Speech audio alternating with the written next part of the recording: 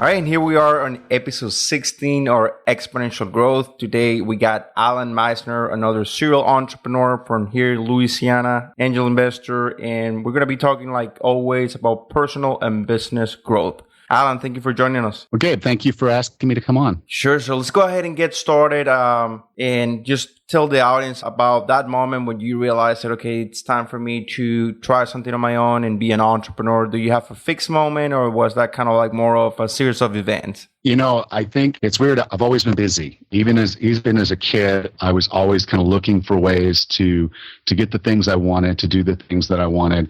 So it was not uncommon for me to often have 2 or 3 different jobs, for me to go ahead and say, okay, I'm going to open up a lawn care business, or I'm going to do this or do that. So pretty much my entire life, I've never been comfortable just doing one thing. I've almost always done multiple things just to keep myself interested and engaged. That's wonderful. Let's go ahead and then, so you are right now in Louisiana. Let's tell the audience a little bit of your background. And I know you have, I mean, we literally were talking a minute ago about this, a very diverse background. Well, you know, I went to college. I was in the Army for a little while. Then I went into college and majored in accounting. Have had a wonderful career in corporate and in public accounting, working my way up, officer of the company, making good money. For most people, like I said, that would probably be enough. But over the course of my career, as I advanced it, I always just wanted to do other things. So things I've done in my past that just because I wanted to, I was the offensive line coach for a women's professional football team. I've waited tables because, again, I just wanted to interact with people at a different way than I was in the office. I've sold vacuum cleaners. I've pretty much done anything and everything just to try to get the experience of doing it. In many cases, not even worried about whether it's making any money or not. And some of the things that I do just because I enjoy them. And they could make money. They do make money, but I'm not focused on the money. It's really more about the passion of the project and just enjoying what I'm doing. And if I don't enjoy it, I shut it down. Yeah. And I think it's interesting to talk about, you know, the fact that in business and the economy, like you're part of a society, you have to some way earn a living. And some people out there, they're doing it because they have to. But you're at a point now that you say, hey, I enjoyed this, I can do this.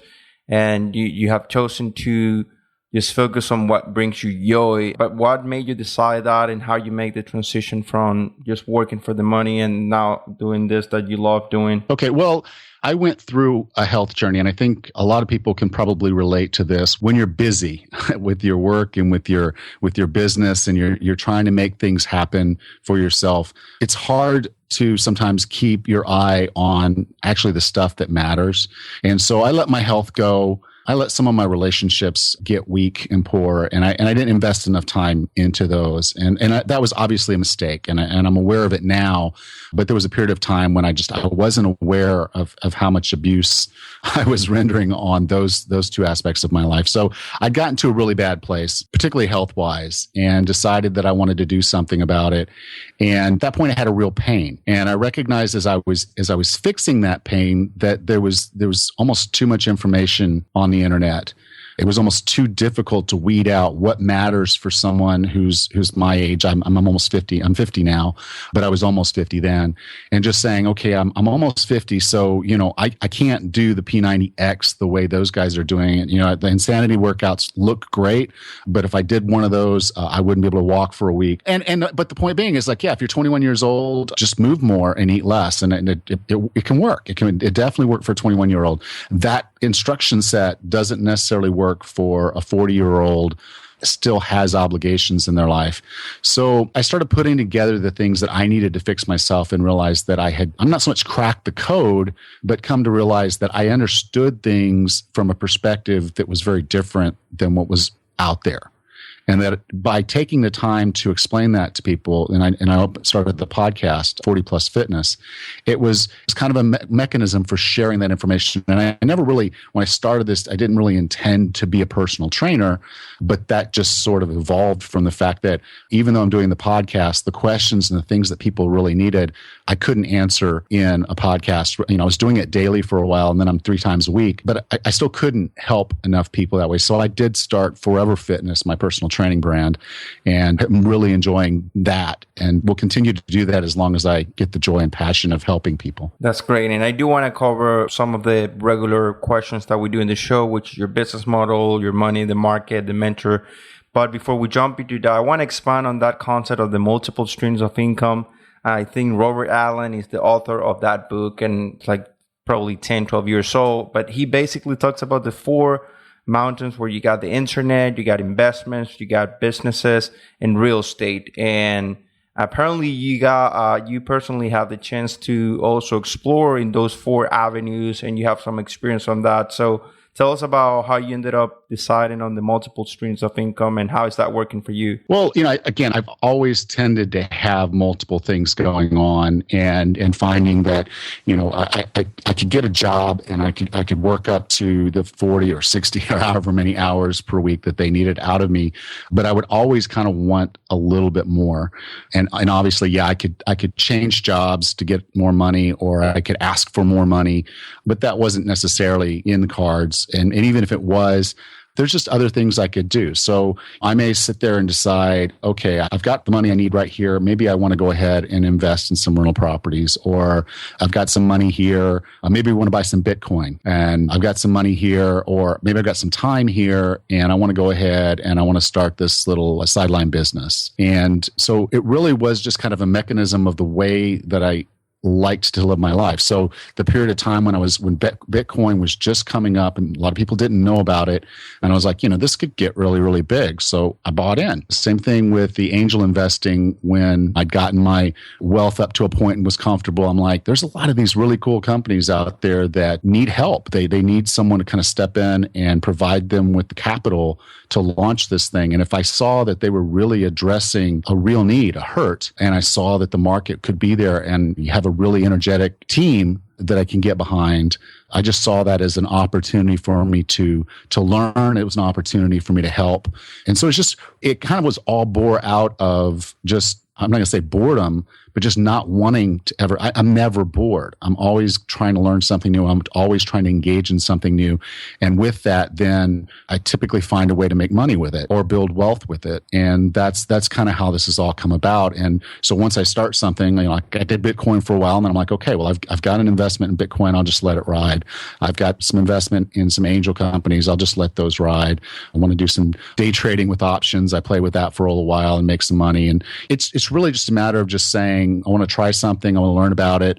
And if I get joy out of it, I keep doing it. If I don't, then I'll move on to another topic. But typically, like I said, there's sometimes residual income and things that are happening from those things that I was interested in. Yeah, and I think the criteria that you're going through, which is, okay, do I enjoy this, is pretty effective for long term. And as the strategy saying, okay, this is what I want to do because I enjoy it. But you got the two separate ways of making money, which is the active way of doing it or making a living or just working for providing value, and in return you get paid. So that's one way. And then the passive income is where your money makes money for you. So at this point, you went through, you experimented, you tried out multiple things, and you were able to clean out and filter. So what are the things that now you have in your own investor portfolio, if you want to call it that way, that you say, okay, this is what worked for me, and the other ones, I just dropped those? Okay.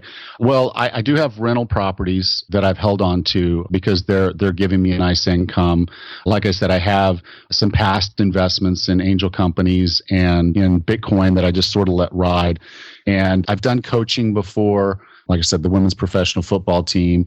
When I moved, I changed that out. There's not a team in the area, so I really haven't picked that back up. But that would be something that if I had an opportunity to be a football coach again, I'd probably seize on. I tried a podcast once, and it was going to be quite lucrative for public speaking and other things in the field that I'm trained in.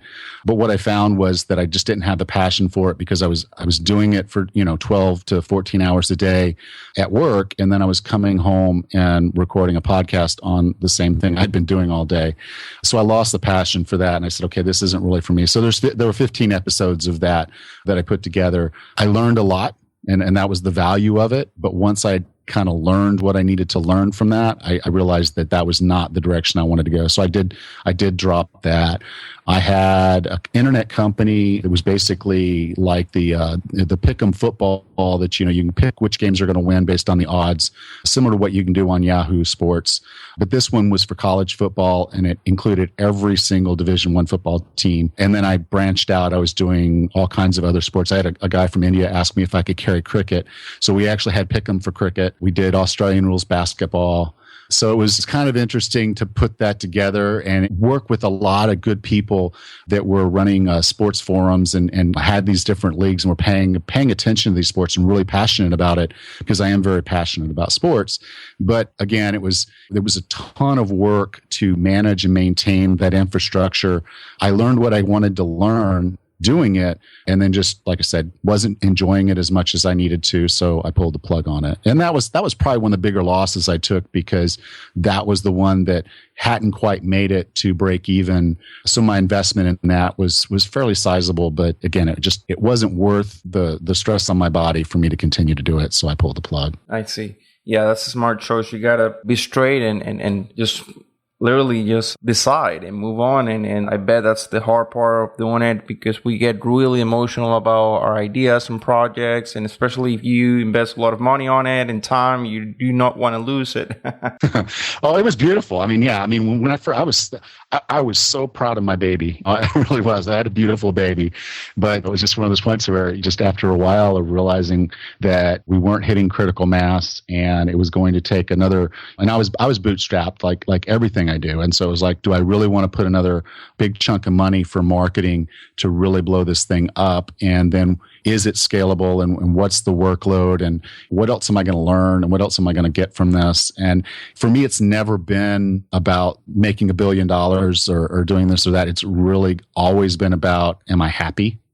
And so I look for the things that are just going to add value to my life, not what's going to necessarily put money in my pocket. Yeah. And in the past couple episodes, I think it was 3-4 episodes ago in the show, we were chatting about the difference between a lifestyle business and then this high growing type of startups that we have a couple of those in the show as well. But there's a huge difference on the way you conduct, you operate, the way that you make decisions on a startup that you raise, for example, $250,000. And then you're building this platform, and then in 5 years, you're expecting to go and that your company will be worth $10-20 million, and then you exit it out.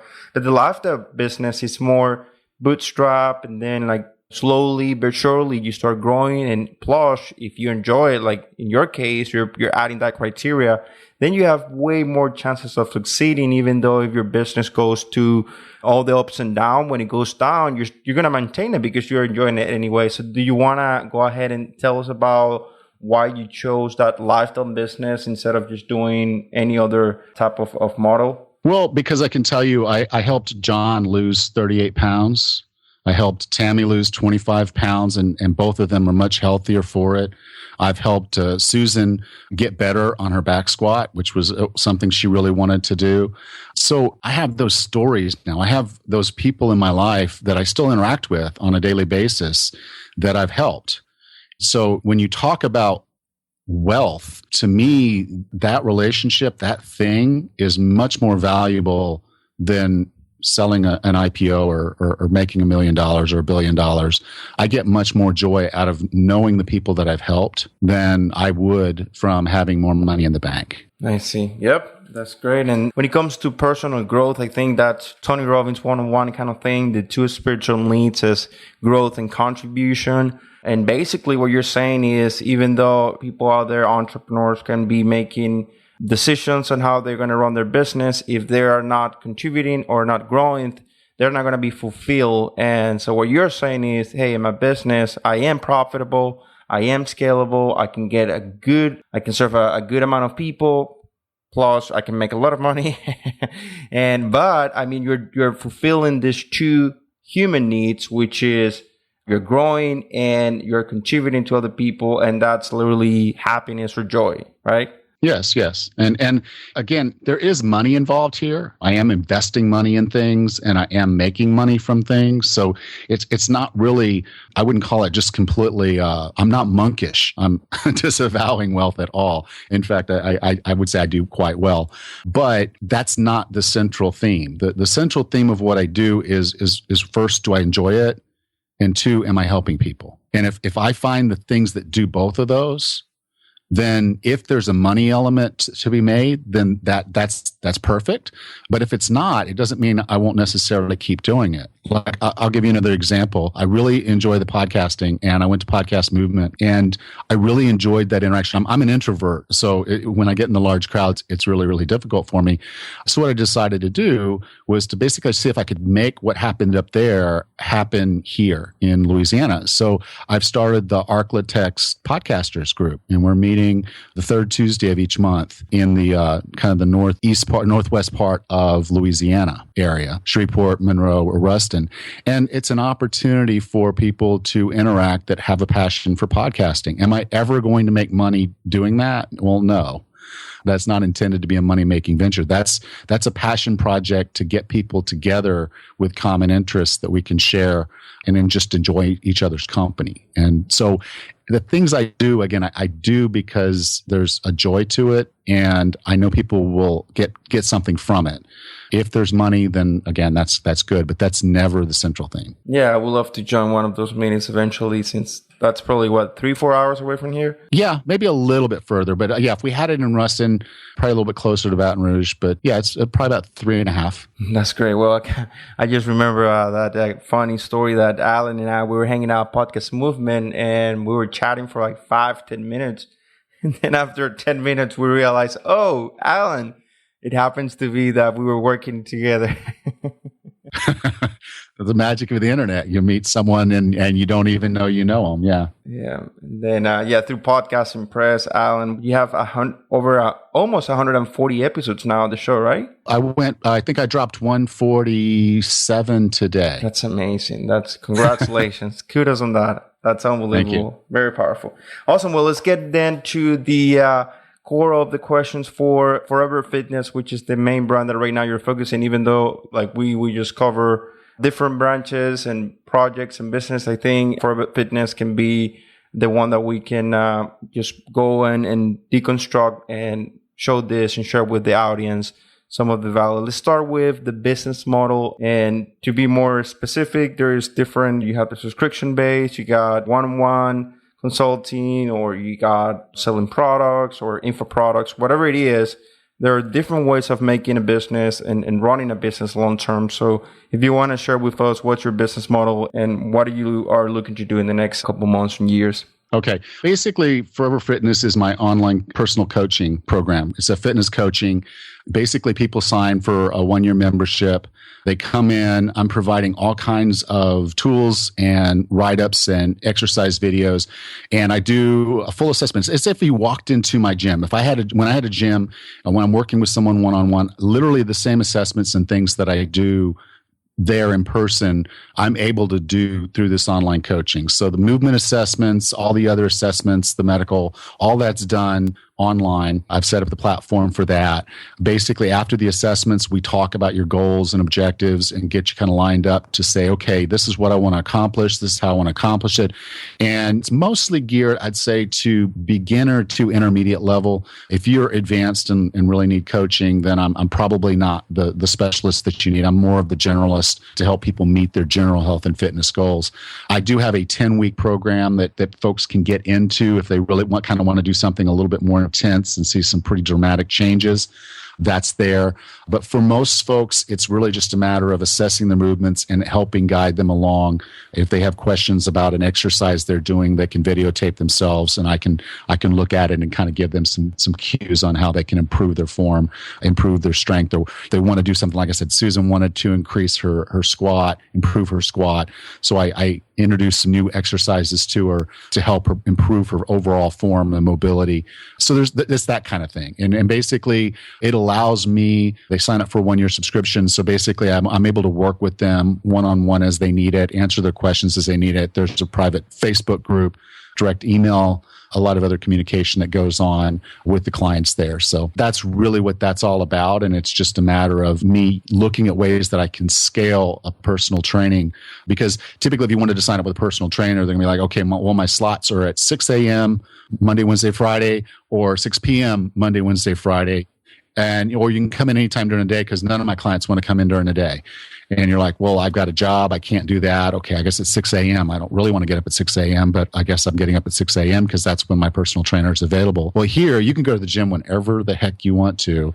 And if you've got questions about something, you can take the videos, or you can contact me and say, hey, what do you think about this and adding this to my program? What do you think about this with my food? What about this with my supplements? We can have those conversations. So it's the same. To me, it's the same thing as having someone there. I'm just not watching you do the reps. That's great. So it's basically this online remote connection and platform where you get to interact. And what I do find interesting is that it is a subscription based model, but it's not a month to month like most of the people out there in the membership economy. They're doing month to month, and they do have some pricing and discounts for year long. But I'm pretty sure there's a reason why you ended up deciding, okay, a year long, it's better for the results, or what was the line of thought? I guess the real thing would be this: do you give a shit? I mean, it's sorry to say it that way, but do you care? Do you really care? Because if you care, then you're going to see this as a long-term project. If you want to just lose 20 pounds, yeah, I could do that in a month, and then you can cut out and go back to what you were doing and gain it all right back. But if you're really looking for a coach that's looking to make an investment in you, then make that investment in yourself. So let's do this for a year. And if at the end of the year you're done, you've had enough, you're ready to move on to maybe a better coach, or maybe you feel like you've learned all you really needed to learn from me and you're ready to graduate and do it yourself, both are fully acceptable. If I've taught someone what they need to succeed in their health and fitness after that year, then it's a huge win for me. I won't have any hard feelings at all if someone's able to do that and move on. But I am there. If they want to sign up for the second year, they can. Wonderful. And I love the different ways. So this is kind of like another confirmation that there's no one way to do business. In fact, we have our next episode. We're going to be doing a show with Robert. He runs Vega Coffee, and he's in Nicaragua. And he's an American entrepreneur that he moved on there, and now he's selling subscription-based coffee online. So just like Allan right now, he's doing something that traditionally was one-on-one, very hard to schedule, very hard to scale as well, and to manage large amount of people. But now you can see that Allan not only found a way to do it online, remotely, but at the same time to commit this community and get committed with this community and be able to help them every year, instead of, okay, well, I'm just going to sign up for 2 months and then I'm going to cancel, which is one of the biggest things, the churn and people quitting subscription-based type of membership. Now, one question in particular about the revenue generation in that model. So let's say that somebody signs up for the year long, and let's just make up some numbers. Let's say that the program is $10,000 for the year. And I say, hey, Allan, I'm committed. Do I have to pay up front the $10,000, or you break it down into 2 payments, or how do you deal with that subscription element on the financials? Well, to be honest, again, this is a passion project. I want to help people and I want to get joy out of it. So this is, I didn't price it at $10,000. It's $250 for the year. Oh, wow. Okay. And the general expectation is there's one consult call. I am going to look at a movement video. The movement video will take me probably, and doing the pre-work probably take me about 15 minutes. I'll spend 30 minutes on the call with you. So that's kind of my upfront time investment that I have with you. And then beyond that, it's really just as you need consult, as you need help. Some will need more help than others, and some they'll have everything they need right there in the site, because I put videos of all the different exercises. So if I tell someone you need to do the front squat, add the front squat to your program instead of the back squat. And there's an exercise in the program they can go out there and see full instructions on how to do the front squat properly. And so that's really what it is the time investment for me was on the front end to have the platform set up and to have all this other stuff set up. So my time commitment on the back end is much lower. And that's how I'm able to offer it such an effective price. Right. And at the same time, which is our next, the money piece, you're able to monetize and make money by having these tiers. And so I'm assuming that you have this $250 a year. And after that, if there's any other levels like the 10 weeks commitment that you're saying that people that are very seriously about, okay, I want to do an intensive program. That doesn't cost them a dime more. No, the 250 buys them the program. They're in. Okay. So if they wanted more one-on-one coaching, they wanted more consult calls, yes, I would be open to taking consult calls at a cost. And so, yeah, there is an effective upsell to my revenue model. But again, I just want to be what they need me to be. And again, if they need me on the phone to do this, then I'll hop on the phone. It's really a matter of I want to help as many people as I can, and I want to help them to the extent it makes sense. I don't want to just upsell someone for the sake of saying, I want your money. So yes, if someone called me and said, someone's contacted me and said, look, I got that one consult. I really would like to have another set of consults with you, I would bundle and sell them a package. Totally. And that's totally fine. I think it's great to understand that selling is solving a problem for somebody. And when we're selling to someone, I mean, there's some people out there that they're selling and they're not solving any problem, right? But in this case, they're providing a solution. So they're solving a problem. They're saying, hey, there's a solution. So your solution is very clear. It actually provides results. Like you say, you have stories and that you're doing it out of joy. And people can read that real fast. They see if you are legit or not pretty quickly. And especially if it's a community-based type of thing where you're doing this as a personal brand and you're very involved, it's pretty easy to know that you are that person that you are telling out there in the podcast or that you're promoting out there. That's the real deal. So I think it's great to clarify that, like Allan, many other entrepreneurs out there, they want to help, they want to provide value, and it's totally fine to have different ways of packaging this. And like Allan say, hey, if they have a need, I'm here, and I'm here to help. And just kind of let you know, like one of the things I did this month is I opened up a sugar challenge. And literally for 30 days, I've gotten a few hundred people to sign up, and we're going through for 30 days, and each of us are limiting our sugar intake to less than 50 grams. And each day they get an email, there's a website and an infographic for them to go check out. So there's content that's going to educate them each and every day, kind of keep them motivated, keep them encouraged. Obviously, all of them then have contact to me via email, some interacting with a lot of people. And again, it's something I'm enjoying doing. It's something that's helping people. And if it brings more people into my personal training, that's awesome. Wonderful. I think the next M is market. So I think before it's very clear that you do have the ability to work anybody with over 40, but at the same time, I think you do have some ideal clients. And so let's talk about your market and who's your ideal client. Well, I typically seem to be able to benefit the starter, the beginner, a lot more so than the advanced person. I could still add value to the advanced person because I do have the skills to do so. It's just what I've found is my style and my approach and what my understanding is, because I've been there, I just relate very well to someone who's just trying to figure some things out, those first few things. Because kind of when you start thinking about when you're accelerating in a car and you're going from 0 and you're trying to go to 60, from 0 to 60, that acceleration is what you feel. You really feel that. Once you get to 60 and then you're just cruising at 60, you don't feel that momentum anymore. And so the people that I tend to get the most joy out of helping are those people that are accelerating from 0, because they get the most joy out of the change they see in their body. Wow. I love it. I never thought about that, but that's totally, and that applies for business as well. You can see the results, more drastic results, correct? Yes, absolutely. And that's probably why I start a lot of things, because once I get them started, there's just so much excitement and learning and things that are going on. And then I build the systems and I get the processes going and everything's built and going. And then it's just a question of, now that there's no acceleration to it, am I enjoying the ride?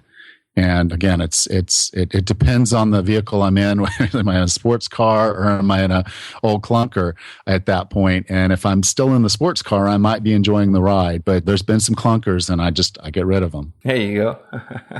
Wonderful. Next, it's about mentoring or mentorship. So if you have had any people around your business or during your journey as an entrepreneur that has helped you kind of like overcome all of the wonderful ups and downs of the entrepreneurial journey? As I was thinking about this, because I did listen to a few episodes to kind of prep myself for this call.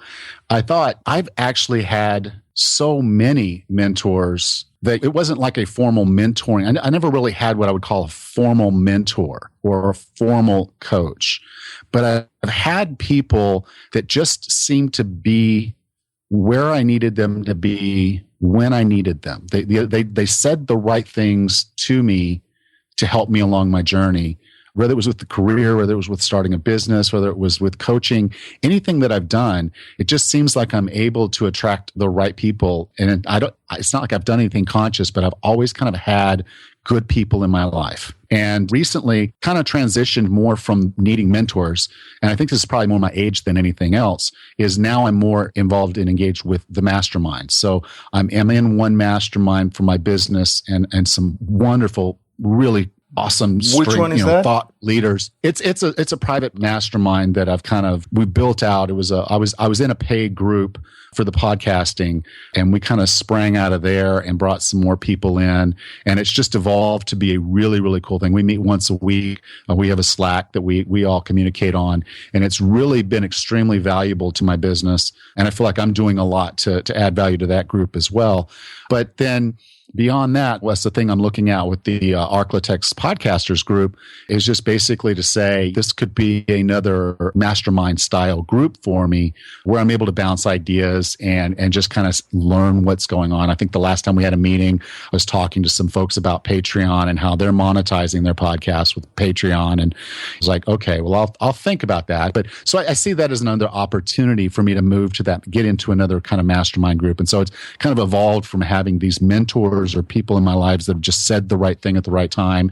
And then I'm also an avid reader. I probably read about a book a day, and I probably listen to 3 or 4 different podcasts each day. So I'm constantly trying to absorb and learn and grow and apply. And that's probably one of my core strengths is I hear something, see something, learn something, and apply it. And I typically can do that very, very quickly. If it makes sense, I'm on it. And I get it done. Wonderful. Is there any of those business books or that you say, hey, you guys have to check out this one especially for you entrepreneurs? And I think one of the core ones is Essentialism by McCown. Are you familiar with that one? Yeah, sure. That one book, it will make you so if you read and reread and go through that book, that's probably a book you should read about once a quarter. When you're really thinking about what you're doing and getting to the essentials of what's making you effective and what's not. Because if you only have so many hours in your day, and if you're working on things that don't matter, you're hurting the performance of your business, and you're probably hurting your personal life, and you're hurting your health. So getting down to the points and the things that really matter to you and really doing those things. And then the other one is just the old classic Dale Carnegie, How to Win Friends and Influence People. It was written a long, long time ago, but the tenets in that book are still true today. And so again, that's a book that I think if you haven't read it, you need to read it. And if you haven't read it lately, it's probably time to dust it off and pull it back out, because it just really will get you thinking about why you're doing what you're doing around people. And if you're helping people and you're building relationships, like I said, I've always had the right person in my life at the right time. And that, again, I think that comes from the fact that I welcome people in my life. I don't push them away. And again, that book is a big part of how I like to think when I'm dealing with people, and it's helped. Definitely, that's a classic right there. And I think Essentialism, it's pretty close and very similar to the I believe the One Thing. Let me see the name of the author. I think he actually was one of the authors was Podcast Movement. So I think Jay was at Podcast Movement. So it's Gary and Jay, the authors of this book, and they're very similar. Like Essentialism and the One Thing pretty much talk about just focusing on one thing in every area of your life that it's really going to be making the whole difference in either health or business stuff. But to close, I saw the last 3 episodes on your show, your website, Older.fitness and the 40 Plus Fitness. If you guys want to check it out, that's Allan podcast. The last 3 episodes is called The Value of Play. And Allan, if we close this show and just talk about why play and why is that important to you right now? Okay, well, I think it goes back to there's two aspects to it. Is one of the things that we don't think about enough is how we got skills and strength and stamina and mobility and all the things that we got as we grew up.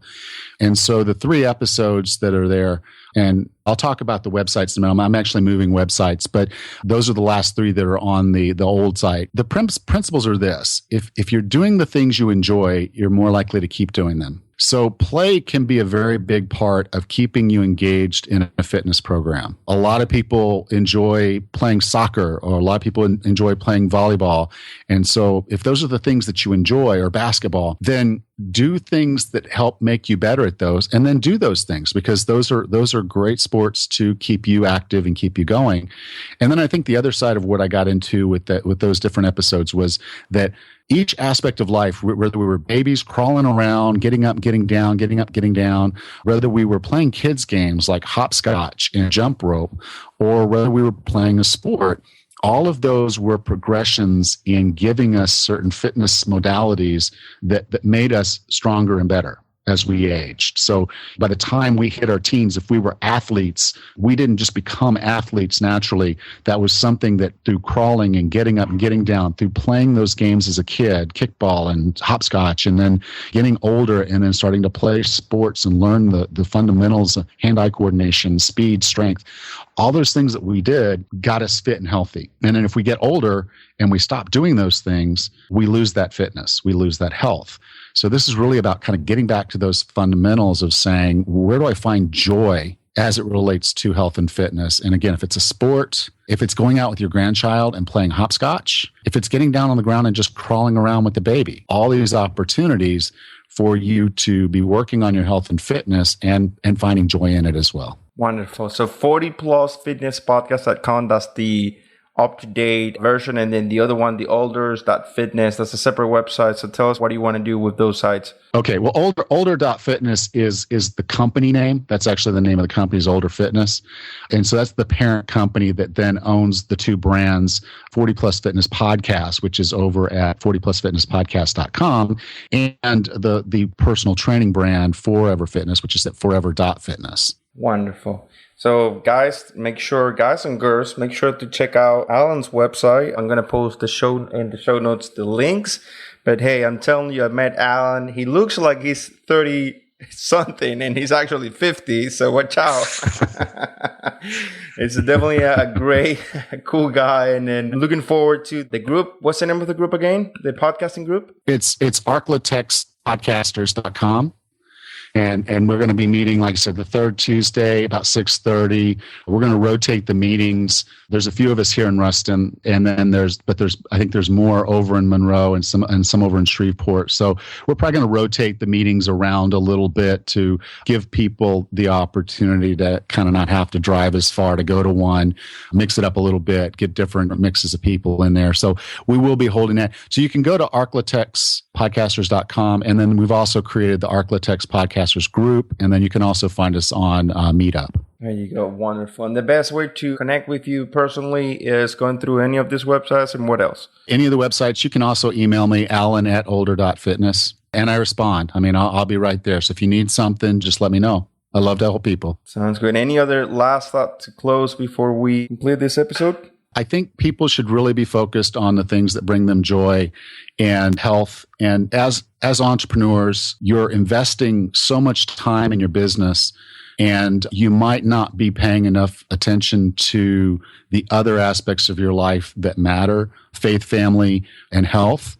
And so really make sure you take a break every once in a while and look at those other aspects of your life. Don't get like I was at 45 years old and very unhealthy and very unhappy with the relationships. Was doing great career-wise and business-wise, but those other aspects of my life were just not there. So, and it was because I had taken my eye off those balls for far too long. So just take some time to reflect. This is your life, and you don't want to get to the other side of it and realize that you've left too much of it behind. It's wonderful. Allan, thank you very much for your time, and we will see each other pretty soon. Yeah, absolutely. Take care, Gabe. All right. Thank you, guys, and see you in the next episode.